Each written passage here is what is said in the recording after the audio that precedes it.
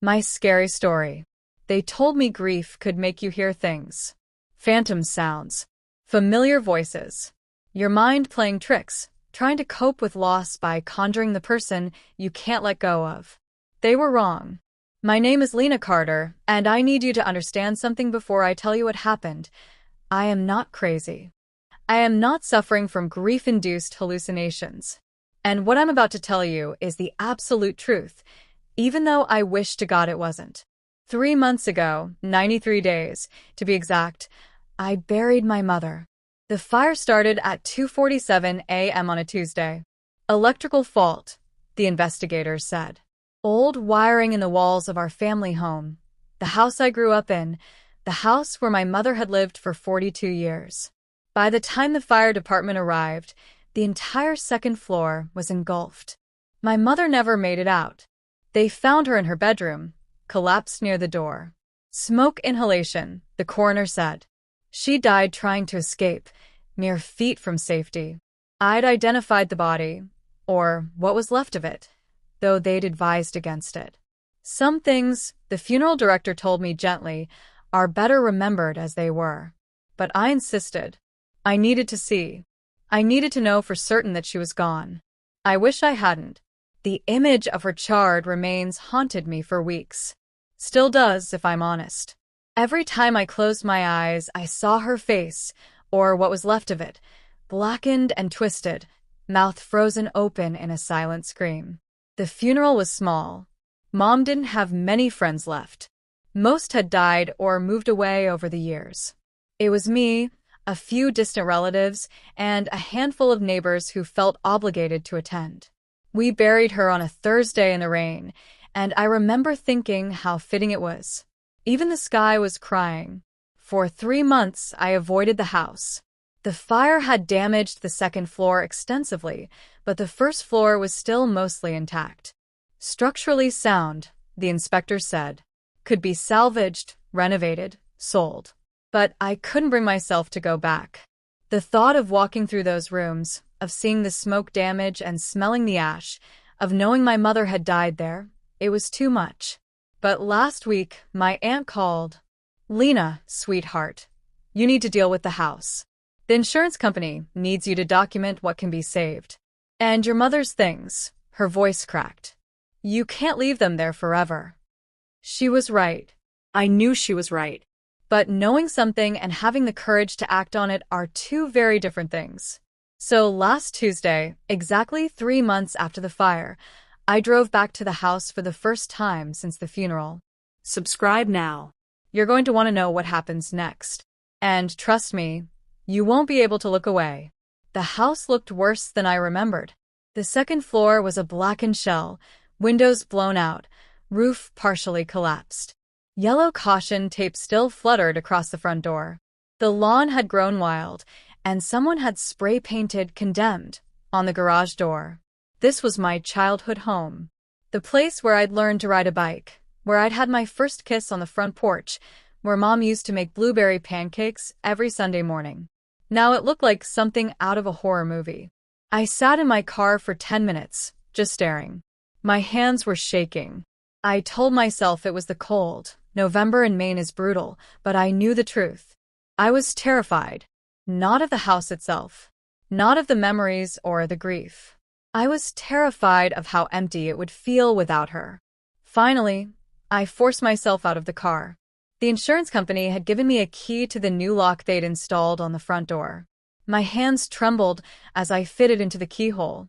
The door swung open with a creak. The smell hit me first. Smoke and ash and something else, something organic and rotting that I didn't want to identify. I pulled my scarf up over my nose and stepped inside. The living room was exactly as I remembered it, minus the layer of soot that covered everything. Mom's reading chair in the corner, her book still open on the side table. The TV was on its stand, screen cracked from the heat. Family photos lined the mantel, though the frames were warped and discolored. Everything was frozen in time, preserved in a layer of ash like Pompeii. I moved through the room slowly, documenting everything on my phone for insurance purposes. The kitchen, Mom's favorite room, was mostly intact. Her coffee mug still sat in the sink, half full of coffee that had long since evaporated. Her calendar hung on the wall, the date circled 3 months ago. Dentist 2 p.m. She never made that appointment. I was in the dining room when I heard it. A creak from upstairs. I froze, every muscle in my body tensing. The second floor was structurally damaged. I'd been explicitly told not to go up there. But the creak came again, and then footsteps. Slow, deliberate footsteps moving across the floor above my head. My rational brain kicked in immediately. Old house. Damaged structure. Things settling. Wind moving through the blown-out windows. There were 100 explanations that didn't involve anything supernatural. But my body didn't get the memo. My heart was racing, my palms sweating despite the cold. The footsteps stopped. Directly above me. Right where my mother's bedroom used to be. I should have left. Should have walked out the front door, gotten in my car, and never come back. But something made me move toward the stairs. Maybe curiosity. Maybe grief, making me reckless.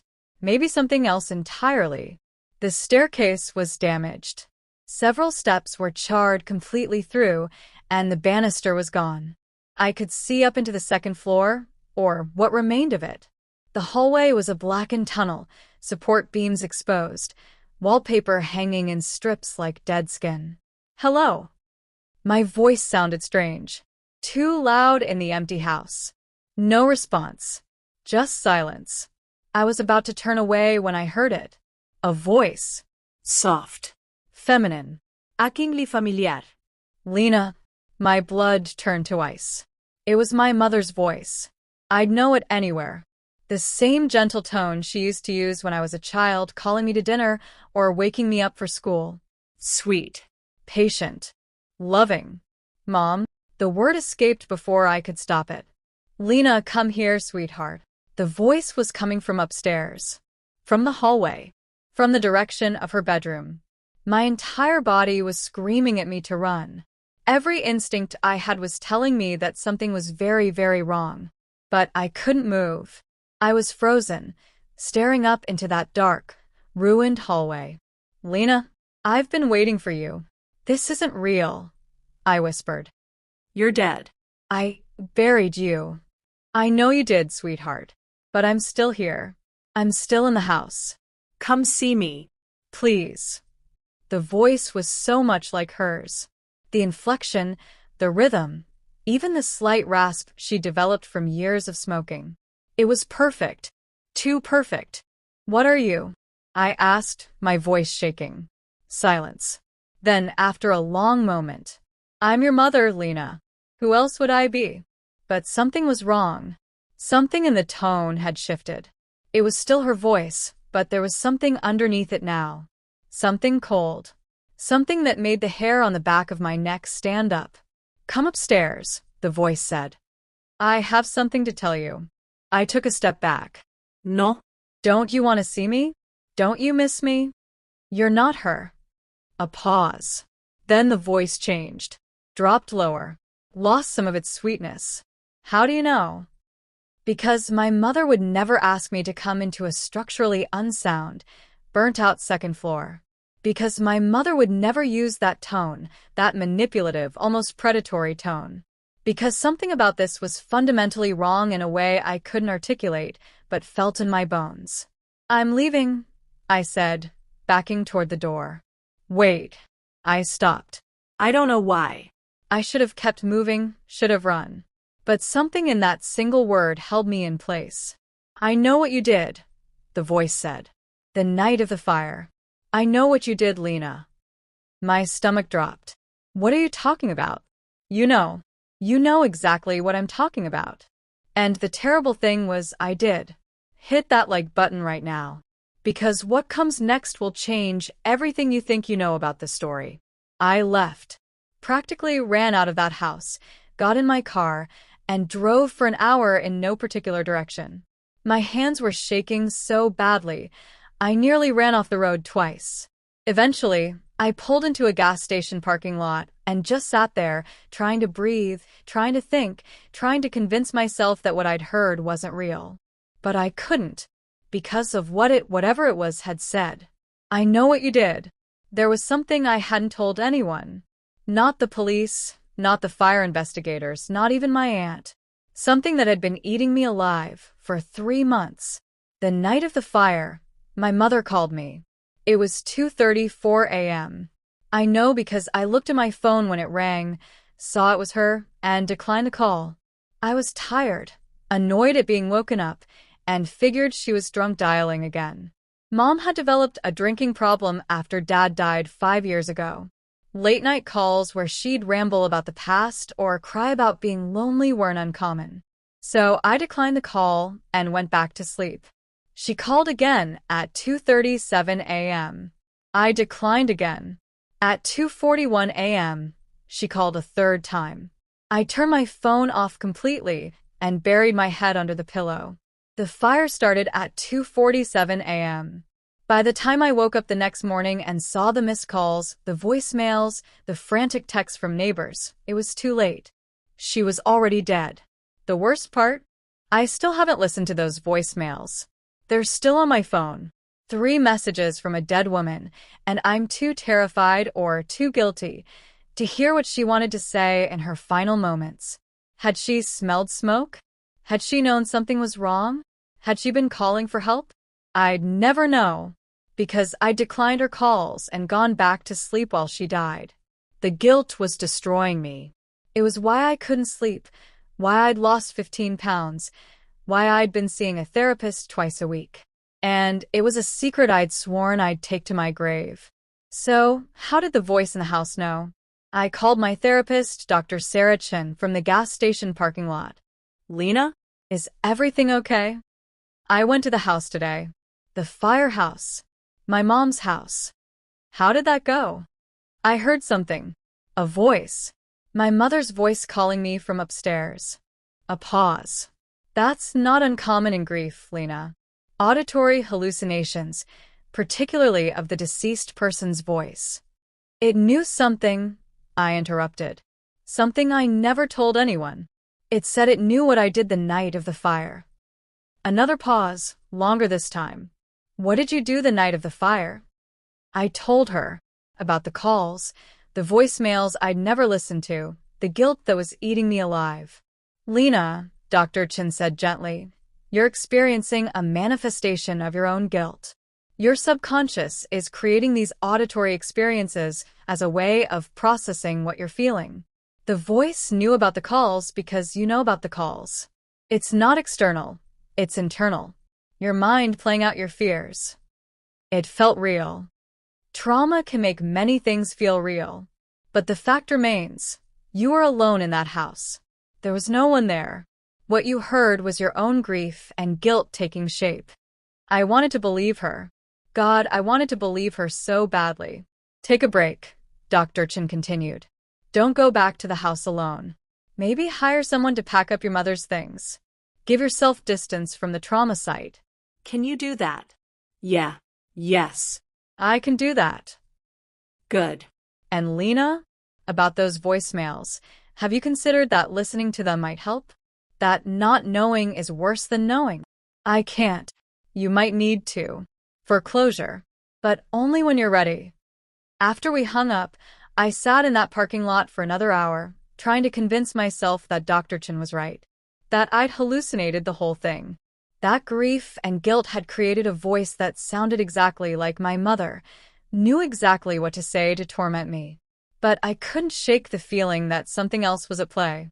Something that had nothing to do with psychology and everything to do with that burnout house and whatever was waiting in its shadows. I didn't go back to the house for 3 days. Instead, I hired a service to pack up my mother's belongings. 2 guys named Jake and Marcus, professional estate clearers who dealt with fire-damaged homes before. I gave them the key, told them what to save and what to trash, and tried to put the whole thing out of my mind. They called me on day 2.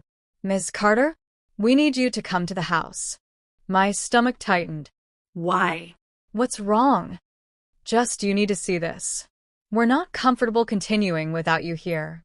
20 minutes later, I pulled up to the house. Jake and Marcus were standing outside, smoking cigarettes with the nervous energy of men who'd seen something they couldn't explain. "What happened?" I asked. Jake looked at Marcus. Marcus looked at the ground. Finally, Jake spoke.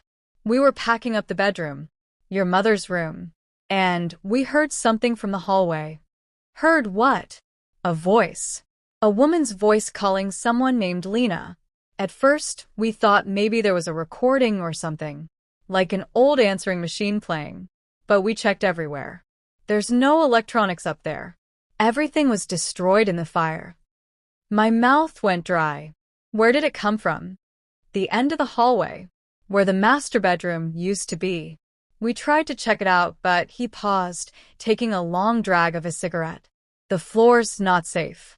But the voice kept calling, getting louder, more insistent. Then it said something else. "What did it say?" Marcus finally looked up. His face was pale. "It said, 'Tell Lena I'm still waiting. Tell her to come home.'" The world tilted. "We're done," Jake said firmly. "Whatever's going on in that house, we want no part of it. We'll refund your deposit. Find someone else." "Wait. No, ma'am. I've been doing this for 15 years. I've cleared out houses where people died. Murders, suicides, natural deaths. Never bothered me. But this?" He shook his head. "This is something different. That voice, it wasn't human, Miss Carter. I don't know what it was, but it wasn't human." They left, just got in their truck and drove away, leaving half-packed boxes and an open door. I stood there for a long moment, staring at the house. Every rational part of my brain was screaming at me to leave, to get back in my car and never return. But I couldn't, because whatever was in that house knew about the phone calls, knew about my guilt, and now it was using professional contractors to send me messages. It wanted me specifically, and it wasn't going to stop until it got what it wanted. I walked toward the house. Subscribe right now. Because you need to see what's waiting for Lena inside. The front door was open, just as Jake and Marcus had left it. I stepped inside, my heart pounding so hard I could feel it in my throat. The house was silent. No footsteps. No voices. Just the settling creaks of old wood and damaged structure. "Hello?" My voice echoed. No response. I moved through the first floor, checking each room. Living room, empty. Kitchen, empty. Dining room, empty. Everything was exactly as I'd left it 3 days ago. I stood at the bottom of the stairs, staring up into that dark hallway. "I know you're there," I said. My voice was steadier than I felt. "I know you're not my mother. So what are you?" Silence. Then, "Come upstairs and find out." The voice was different now. Still female, still familiar, but distorted. Like my mother's voice played through a broken speaker. There was something wrong with the pitch, the cadence, something that made my skin crawl. "I'm not going up there. Then I'll come down." What happened next, I'll remember for the rest of my life. The darkness at the top of the stairs moved. Not shadows cast by light. The darkness itself moved, shifted, coalesced into something that might have been a shape. It was impossible to see clearly. My eyes couldn't quite focus on it, but it was there. And it was descending the stairs. I couldn't move, couldn't breathe. Every survival instinct I had was screaming, but my body was frozen. The thing reached the bottom step. In the dim light filtering through the smoke-stained windows, I could almost make out features. A humanoid shape. Tall. Too tall. With limbs that bent at angles that weren't quite right. And a face. God help me, it had a face. It was my mother's face. But wrong. Like someone had tried to recreate her from memory, but got the proportions off. The eyes were too large, set too far apart. The mouth stretched too wide, revealing too many teeth. The skin looked gray, almost translucent, like old paper. "Hello, Lena," it said in that distorted version of my mother's voice. "I've been waiting so long to see you." I finally found my voice. "What are you?" The thing that wore my mother's face tilted its head at an inhuman angle. "I'm what's left. I'm what stayed behind when she burned." I'm the echo in the ash, the voice in the smoke. I'm everything she was too afraid to say, everything she held inside while she died. You're not her. No, it agreed. But I'm made from her pain, her fear, her last moments. Do you want to know what she was thinking when she died, Lena? Stop. She was thinking about you, about how you didn't answer her calls, about how she was going to die alone because her daughter couldn't be bothered to pick up the phone. Tears were streaming down my face. Stop it. That's what I'm made of, Lena. Her rage, her abandonment, her terror. And I've been here, waiting in this burnt shell, feeding on those emotions, growing stronger, waiting for you to come home. It took a step closer. And now you're here. And I'm so hungry. I ran. Didn't think, didn't plan, just turned and ran for the door. But something grabbed my ankle, something cold and impossibly strong. I went down hard, hitting the floor with enough force to knock the wind out of me. I looked back. The thing had hold of my leg. Its fingers, too long with too many joints, were wrapped around my ankle, and it was smiling with that too wide mouth. Where are you going, sweetheart? We have so much to talk about. Starting with those voicemails you never listened to. It started dragging me toward the stairs. I screamed, kicked, clawed at the floor. But it was impossibly strong, and I was being pulled inexorably toward that dark hallway. Let's go listen to them together, it said. Let's hear Mommy's last words. Let's hear her beg you to pick up the phone while smoke filled her lungs. Let me go. Why? You didn't let her go. You let her die alone. First for Lena. We were at the stairs now. It was pulling me up, step by step, into that darkness. I was fighting with everything I had, but it wasn't enough. I'm sorry, I sobbed. I'm sorry I didn't answer. I'm sorry I let you die. The thing paused, loosened its grip slightly. What did you say? I'm sorry, I repeated, tears and snot streaming down my face. You called, and I ignored you, and you died. And I'm sorry. I'm so fucking sorry. I would give anything to go back and answer that phone. But I can't, and I have to live with that. So just kill me. If that's what you want, just do it. I deserve it. For a long moment, nothing happened. The thing just stared at me with those wrong, too large eyes. Then it laughed. Not my mother's laugh. Something else. Something that sounded like wind through a graveyard, like bones scraping against stone. Oh, Lena, it said. I don't want to kill you.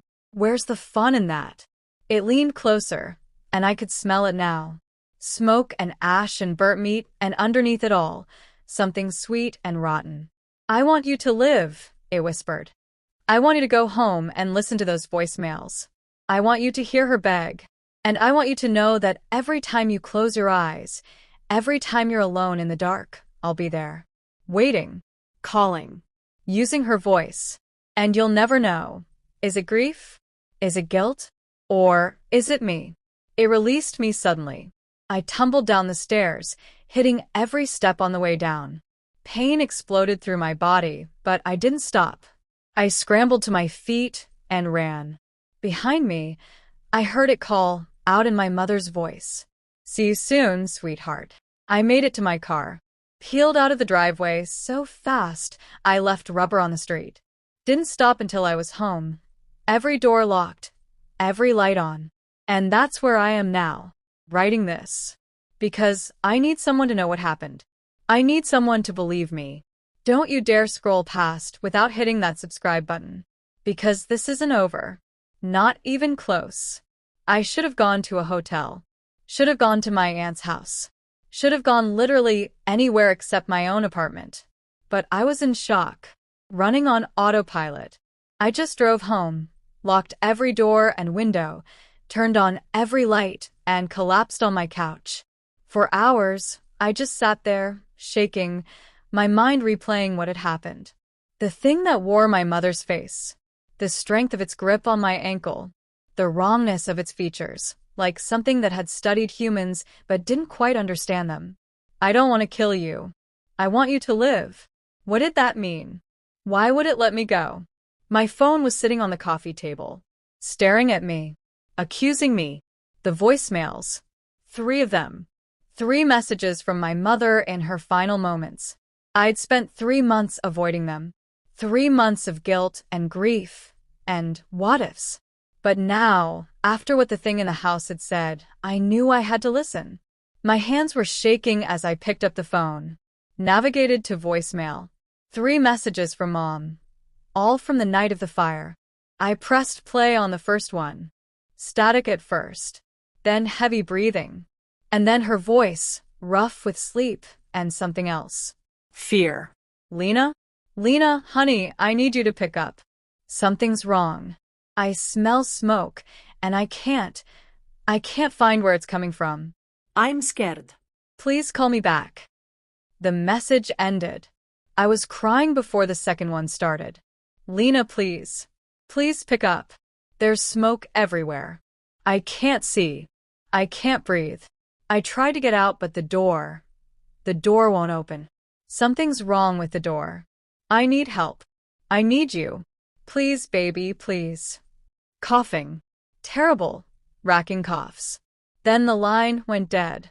The third message was the longest and the worst. At first, it was just breathing. Labored, painful breathing. Coughs that sounded wet and wrong. Then, barely audible through the smoke and crackling flames in the background. Lena, I know you're there. I know you can see I'm calling. Why won't you answer? Did I do something wrong? Are you angry with me? Please. I'm dying. I can feel it.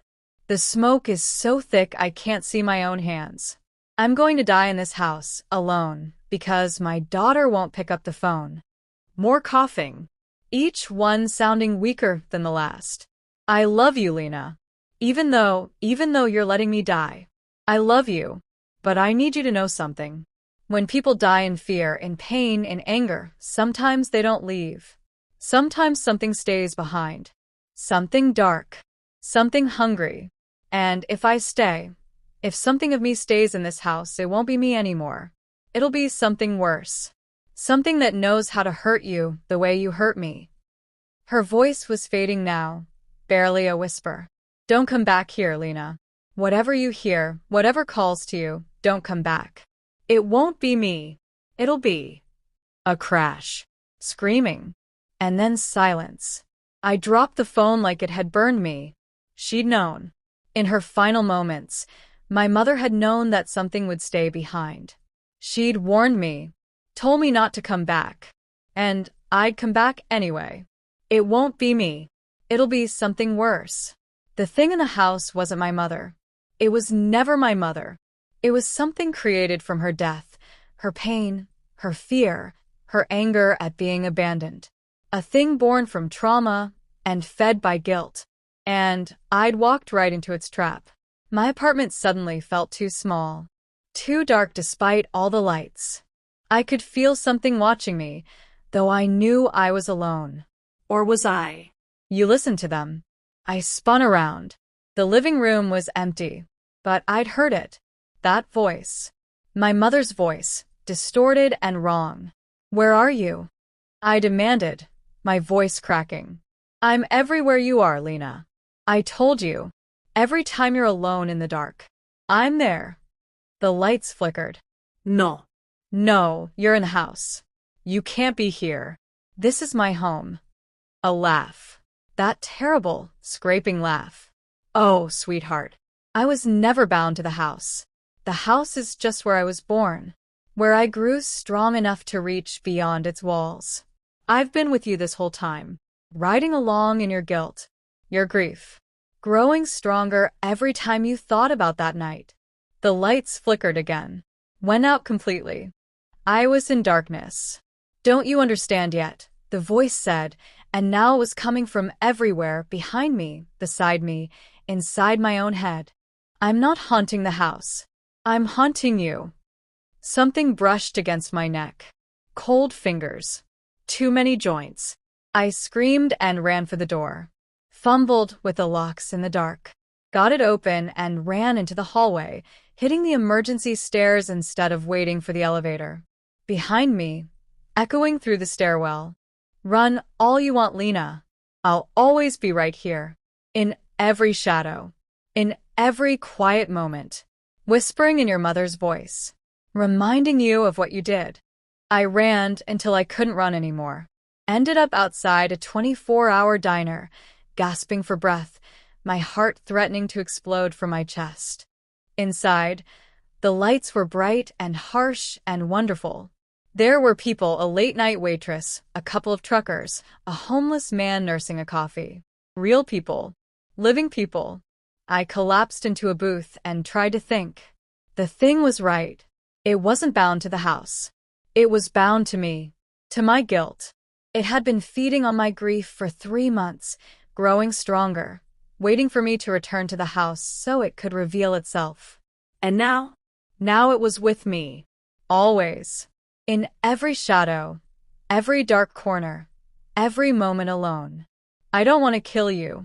I want you to live. Of course it didn't want to kill me. Dead, I'd be useless to it. But alive? Alive and terrified and guilt-ridden? I was a perfect feeding ground. The waitress approached. "You okay, honey? You look like you've seen a ghost." I almost laughed. If only it were that simple. "I'm fine. Just, can I get coffee? And can I sit here for a while?" "Long as you need, sweetie." I stayed in that diner until morning. The waitress, her name tag said Cheryl, kept the coffee coming and didn't ask questions when I jumped at every sound. As dawn broke, I made a decision. I couldn't keep running.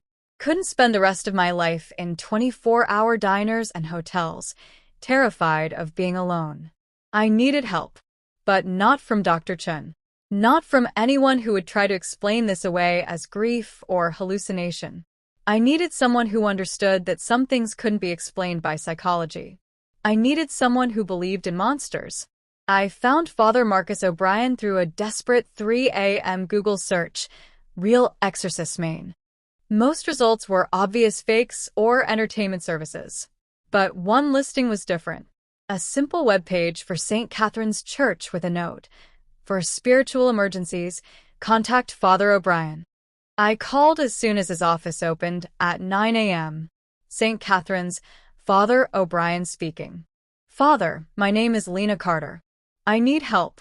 Something is attached to me. Something that came from my dead mother. It's been haunting me, and I don't know how to make it stop." I expected skepticism. Questions about my mental state. Suggestions to see a therapist. Instead, "Are you safe right now?" "I'm in a public place. A diner." "Stay there. Stay around people. Don't go anywhere alone. Can you come to the church this afternoon? 2 o'clock. Yes. "Yes, thank you." Lena? Whatever this is, whatever you're dealing with, you did the right thing by calling. Don't lose hope. St. Catherine's was a small stone church on the outskirts of town.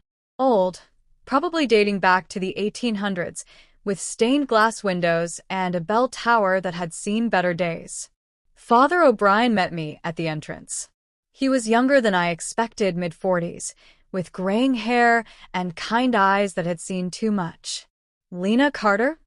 "That's me. Come inside. Let's talk." His office was cluttered but comfortable. Books everywhere, theological texts, demonology, case studies of possessions and hauntings. A crucifix hung on every wall. "Tell me everything," he said, settling into his chair. "From the beginning." I did. The fire, my mother's death, the ignored phone calls, the guilt, returning to the house, The voice. the thing on the stairs, the voicemails, and finally, the realization that it wasn't bound to the house, it was bound to me. Father O'Brien listened without interrupting, occasionally making notes in a small journal. When I finished, he sat back and steepled his fingers. "What you're describing sounds like what we call a guilt spirit. Not a demon, exactly, but not a ghost either. It's something created from intense negative emotion at the moment of death.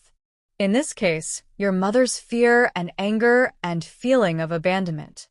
Can you get rid of it? That's complicated. Guilt spirits are parasitic. They feed on the living person's emotional state, specifically their guilt and grief. As long as you continue to feel responsible for your mother's death, it will have power over you. So what do I do? Just stop feeling guilty? Just get over it. No. Guilt this deep doesn't just go away. But there are rituals that can weaken its hold. Protections I can teach you. And eventually, with time and work, you might be able to starve it out. Starve it. Guilt spirits need emotional fuel. If you can process your grief in healthy ways, if you can truly forgive yourself, it will have nothing to feed on. It'll fade, eventually. What if I can't forgive myself? Father O'Brien's expression was gentle. Then you'll carry it with you for the rest of your life. The voice in the dark, the shadow in the corner, never killing you, but never letting you live either. I felt tears building. This is my fault. All of it. If I just answered the phone. Stop. His voice was firm. This is exactly what it wants. It wants you trapped in that loop of blame and regret. But Lena, you need to hear this. You didn't start the fire. You didn't kill your mother. You made a choice that seemed reasonable at the time, not answering late-night calls from someone who frequently called while intoxicated. That doesn't make you responsible for her death. She died calling for help. And that's tragic. Absolutely tragic. But tragic doesn't mean it's your fault. There's a difference between being part of a tragedy and causing one. I wanted to believe him. God, how I wanted to believe him. Can you help me? I whispered. I can try. But you have to do the hard work too. We'll start with protective prayers and rituals.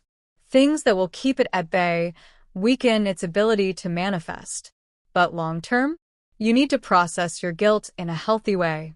Therapy, grief counseling, maybe even listening to those voicemails again, but this time with someone who can help you understand what you're really hearing. I already listened to them last night. What did you hear?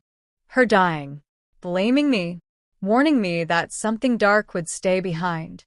Father O'Brien leaned forward. Let me ask you something. Was that really what she said? Or is that what the guilt spirit wants you to remember? I froze. What do you mean? Guilt spirits have a particular ability. They can distort memories, twist words, make you remember things in the worst possible light. When you listen to those voicemails, you were already under its influence, already primed to hear blame and anger. But was that really what your mother was saying? Or was the spirit filtering it through your guilt? I pulled out my phone with shaking hands. I can play them for you. Not yet. First, let me teach you a protective prayer. Something that will clear your mind, push back against its influence. Then we'll listen together. He spent the next hour teaching me prayers, giving me blessed salt to carry, explaining how to create protective circles. My rational, modern brain wanted to reject all of it as superstition. But after what I'd experienced, rational didn't mean much anymore. Ready? He finally asked, gesturing to my phone. I nodded and pressed play on the first voicemail. My mother's voice filled the office. Scared, confused, asking me to call back because she smelled smoke. Nothing unusual there, Father O'Brien said. Just fear. No blame. Continue. The second message. Panic now. Smoke everywhere. Can't breathe. Asking for help. Still no blame, Father O'Brien noted. She's scared and calling for help. That's natural. Last one. I hesitated before playing the third message. The one where I'd heard her blame me, curse me, warn me about what she'd become. But as it played in Father O'Brien's office, with his protective prayers still echoing in my mind, I heard something different. Lena, I know you're sleeping. I know you can't hear me.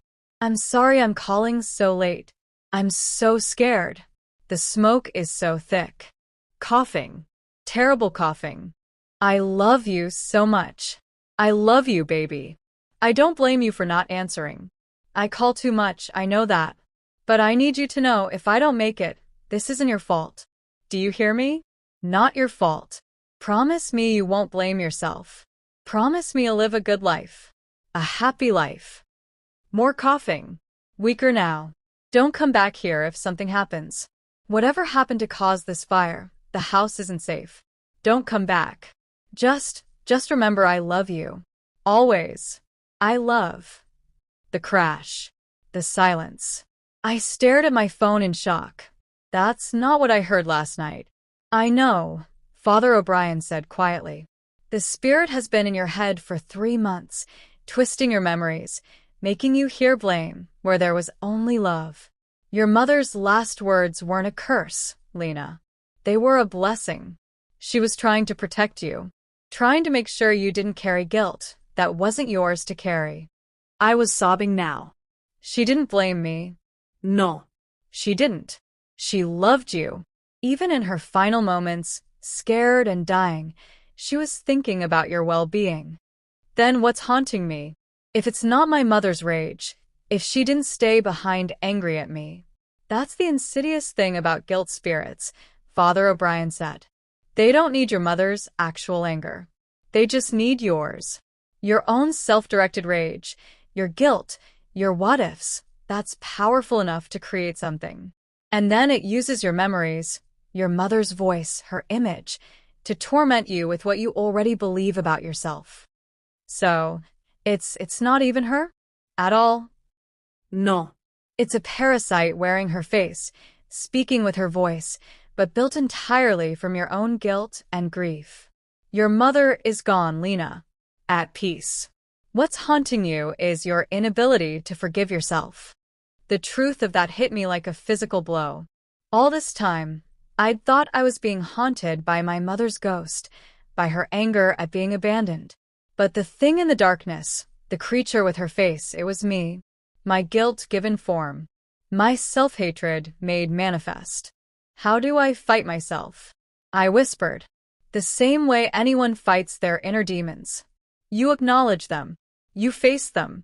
And you choose, every single day, to forgive yourself. It won't be easy. It won't be quick. But it's the only way. Hit that subscribe button. Because Lena's fight is far from over, and what comes next will test everything she's learned. Father O'Brien gave me supplies. Holy water, blessed salt, prayer cards, a small silver cross on a chain. Wear this, he said, fastening it around my neck. It won't stop the manifestations completely, but it should weaken them, make them less physical. What do I do when it appears? Don't run. That's what it wants, for you to stay afraid, stay guilty. Instead, remember what we talked about. Remember that it's not your mother. It's your guilt, and you have the power to take that away from it. Just like that? Just decide not to feel guilty anymore. No. But you can decide not to feed it. When it appears, when it tries to make you feel responsible for your mother's death, you speak the truth out loud. I am not responsible for the fire. I am not responsible for my mother's death. I grieve her, but I will not carry false guilt. Say it until you believe it. And if that doesn't work, his expression was grave. Then call me immediately. If this thing has been feeding for 3 months, it may be strong enough that prayers and willpower aren't enough. In that case, we may need to perform a formal unbinding ritual. But that's a last resort. The best way to defeat a guilt spirit is to starve it out. I left the church wearing the cross and carrying a bag of spiritual supplies that would have seemed absurd to me a week ago. Now, they felt like a lifeline. It was getting dark as I drove home. November sunset came early, and I watched the shadows lengthen with growing dread. Don't be afraid, I told myself. Fear feeds it too. But telling myself not to be afraid and actually managing it were two very different things. I pulled into my apartment parking lot, sat in my car for a moment, gathering courage. The cross felt warm against my chest. I wrapped my hand around it, drawing strength from that small piece of silver. Okay, I said out loud. I'm going inside. I'm going to my home. And whatever's waiting there, it has no power over me. It's just my guilt, and I'm done carrying it. The words felt hollow. But I said them anyway. I got out of the car and headed for my building. The lobby lights were on. Normal. The elevator worked. Normal. Everything was exactly as it should be, until I reached my apartment door. It was open, just slightly, an inch of darkness visible in the crack. I knew I'd locked it when I left that morning. I was absolutely certain. My hand tightened on the cross. I pulled out my phone, ready to call Father O'Brien or the police or anyone. Then I stopped. No. Running was what it wanted. Fear was what it wanted. I pushed the door open. My apartment was dark. All the lights I'd left on were off. The only illumination came from streetlights filtering through the windows, casting long shadows across the floor. "I know you're here," I said, my voice steadier than I felt. "I know what you are. You're not my mother. You're just guilt wearing her face." Silence. Then, from the darkness of my bedroom, "Is that what the priest told you?" The voice was my mother's, but colder now. Harder. "Did he convince you that you're not responsible? That you didn't let me burn to death while you slept?" "I am not responsible for the fire." My voice shook, but I kept going. "I am not responsible for your death. I grieve you, but I will not carry false guilt." False guilt. The thing stepped out of my bedroom. In the dim light, I could see it wearing my mother's form, but the proportions were all wrong. Too tall. Limbs too long. Face almost right but subtly off in 1,000 tiny ways. "You ignored 3 calls, Lena. 3 chances to save me. How is that false?" "I didn't know about the fire. I thought. You thought I was drunk and pathetic, and you couldn't be bothered. Don't lie to me. Don't lie to yourself." The cross around my neck was burning now. Not painfully, but uncomfortably warm. I grabbed it, held it up. The thing flinched back. "You're not welcome here," I said. "This is my home. My space. You have no power here." "I have all the power, little girl. I'm everything you hate about yourself. Every failure, every regret, every moment you wish you could take back. I'm the truth you can't escape." No. I took a step forward. "You're a lie. Your guilt twisted into something monstrous." My mother's last words weren't anger, they were love. She told me not to blame myself. She told me to live a happy life. Those were her last words. Not your twisted version. The thing's face rippled, like water disturbed by a stone. She was lying, trying to make you feel better as she died. She was telling the truth. And I'm going to honor that truth by forgiving myself. By living. By not letting you feed on my pain anymore. I pulled out the blessed salt Father O'Brien had given me and began pouring it in a line across my doorway. The thing watched, and for the first time, I saw something that might have been fear in its 2 large eyes. "What are you doing?" "Creating a boundary. You're not welcome in my home. You're not welcome in my life. I release you. I release the guilt. I release the false blame. I choose to forgive myself." "You can't just choose that." The thing's voice was losing its resemblance to my mother's, becoming something harsher, more desperate. "You killed her." "No," I shouted. "I did not kill her. A faulty wire killed her. An electrical fire killed her. I made a choice that seemed reasonable at the time, and that choice happened to have tragic consequences. But I am not responsible for a fire I didn't start, couldn't have predicted, and couldn't have stopped." The thing was shrinking, getting smaller, less solid. "You're nothing," I continued, my voice growing stronger. "You're a parasite that's been feeding on my grief. But I'm done feeding you. I loved my mother. I miss her every day. But I will not let her death, or my guilt about it, destroy my life. Do you hear me? I will not." I completed the salt line. The thing was on the other side now, in the hallway, looking smaller and more pathetic by the second. "I forgive myself," I said quietly. "I forgive myself for being human. For not knowing. For making a choice that had tragic consequences. I forgive myself. And I release you." The thing opened its mouth, to argue, to plead, to threaten, but no sound came out. It was fading, becoming translucent, less real with each passing second.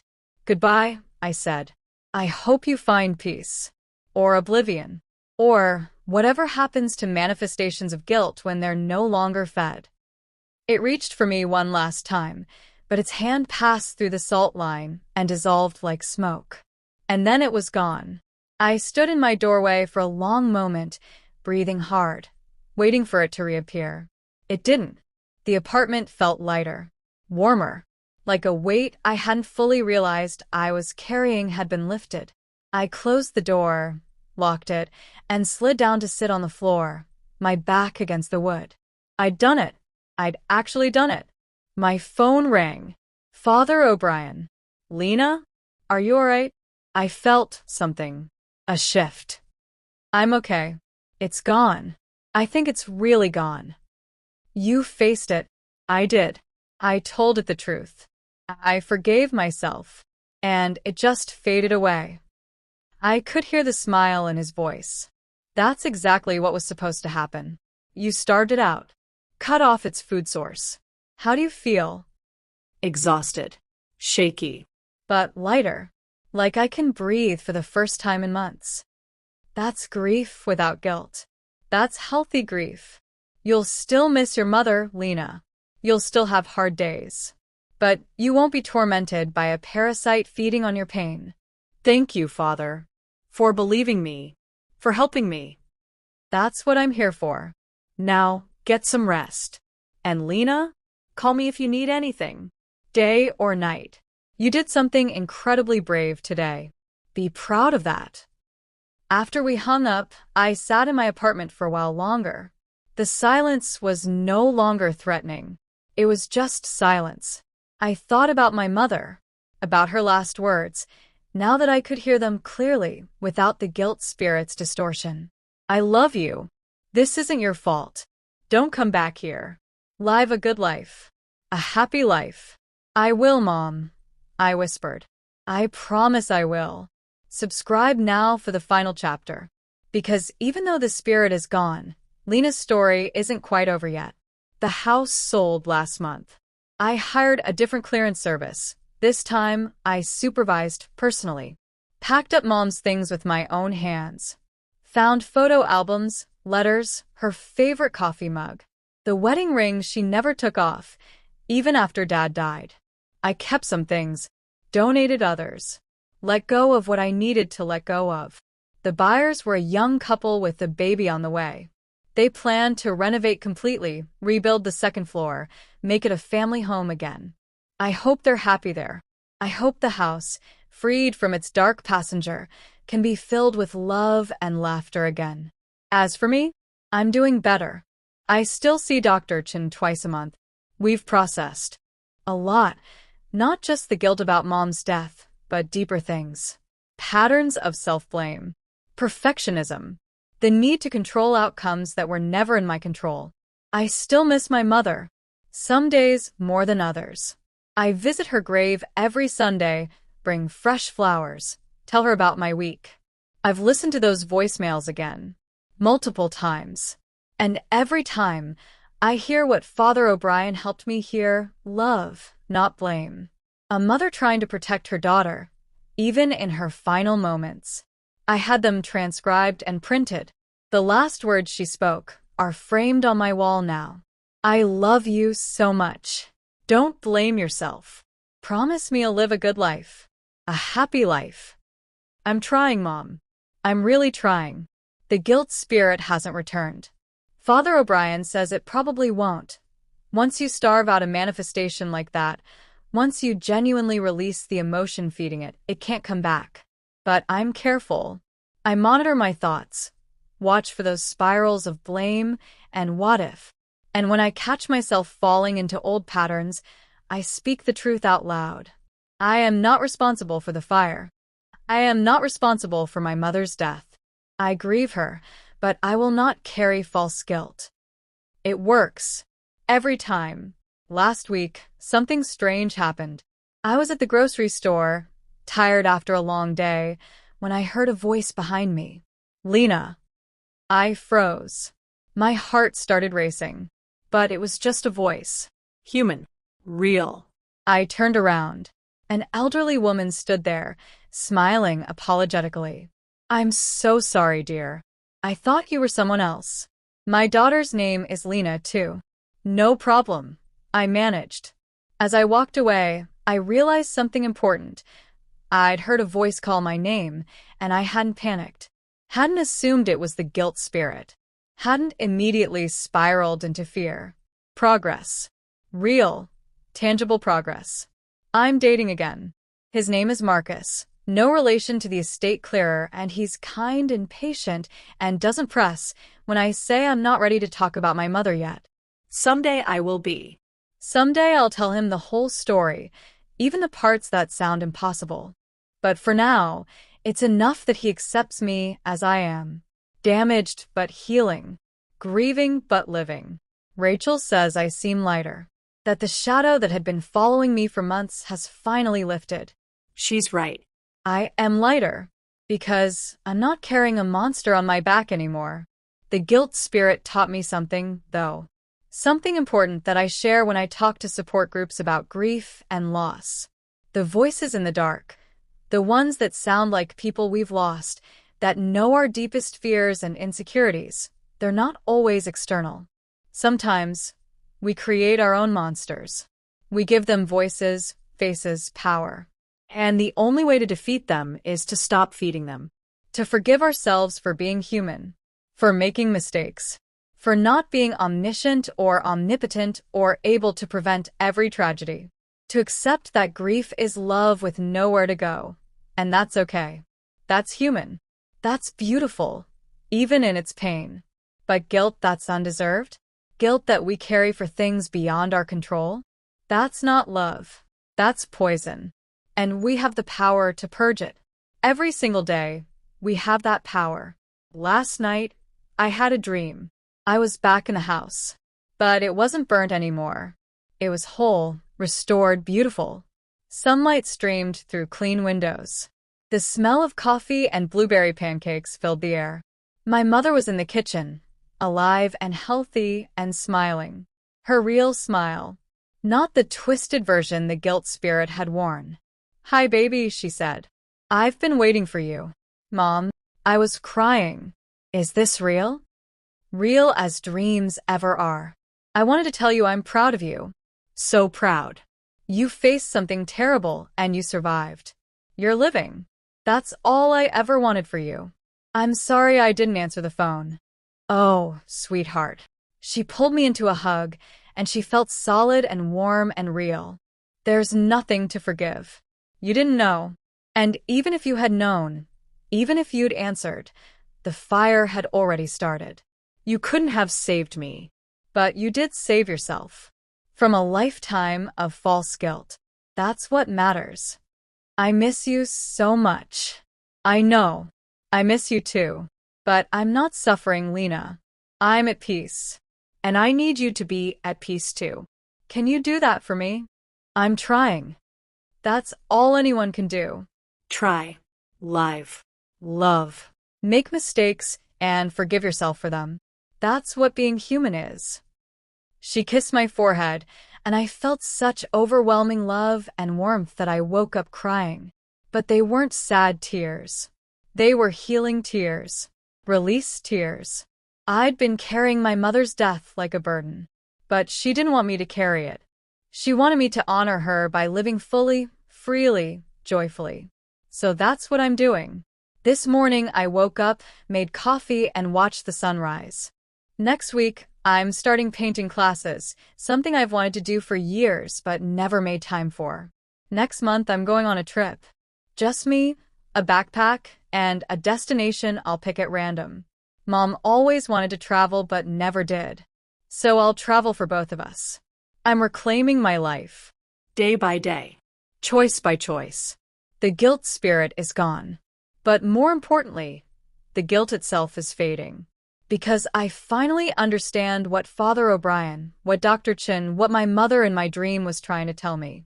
You cannot hold yourself responsible for every tragedy, every loss, every moment that didn't go the way you hoped. You can only control your choices in the present. Your response. Your healing. And sometimes the bravest thing you can do is forgive yourself and keep living. If you've made it this far, if you've read Lena's entire story, I want you to know something. If you're carrying guilt that isn't yours, guilt for not preventing something you couldn't have known was coming, guilt for being human and imperfect, guilt for surviving when someone you loved didn't, let it go. Please, let it go. Honor the people you've lost by living fully, by forgiving yourself, by refusing to let your grief become a monster that devours your life. Because the voices in the dark, the ones that sound like people you've lost, that blame you for things beyond your control, those aren't them. Those are your own fears given voice. And you have the power to silence them. You have the power to say, I grieve, but I will not be destroyed. I remember, but I will not be trapped. I loved you, but I must also love myself enough to live. That's not betrayal. That's survival. That's healing. That's being human. Subscribe and share this story with someone who needs to hear it. Because somewhere out there, someone is hearing voices in the dark. Voices that sound like people they've lost. And they need to know that they have the power to answer differently. They have the power to say, I am not responsible. I am not to blame. I choose to forgive myself. I choose to live. And when they do, the voices will fade. The shadows will recede. And they'll finally be free. This is Lena Carter's story. But it's also yours if you need it to be. Now close your browser. Turn on the lights. And go live the life you deserve.